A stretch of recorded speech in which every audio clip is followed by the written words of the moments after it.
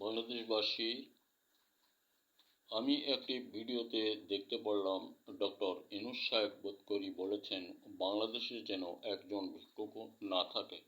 ধন্যবাদ, আল্লাহ সাহায্য করুক।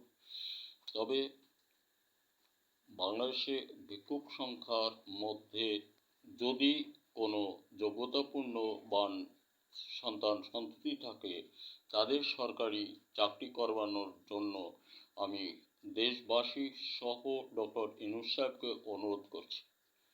কারণ অতীত করোনার সময় বাংলাদেশে একজন জনৈক ভিক্ষুক ভিক্ষা বৃত্তিতে সংসার পরিচালনা করে 1 বছর সংসার চালানো শেষ তার 10,000 টাকা ছিল। সে ওই করোনার মধ্যে দান করেছিলেন দেশবাসী সকল মানুষের কল্যাণের জন্য।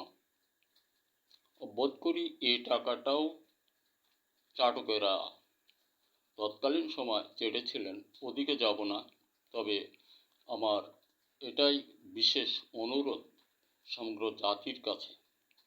কারণ ওই ভিক্ষুক বেটার দানটার কথা আমার নয়, শুধু সকলেরই মনে পড়া উচিত যে একজন মানুষ ভিক্ষা করে সংসার চালিয়ে 10,000 টাকা গোছায় তিনি দান করেছিলেন দেশ কল্যাণে, জীবনের জন্য।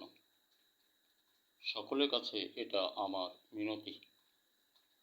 ডক্টর ইউনূস সাহেব, আপনি দেশের ভিক্ষুক সমাজকে গুরুত্ব দিবেন চাকরি বাকরি দেওয়ার জন্য।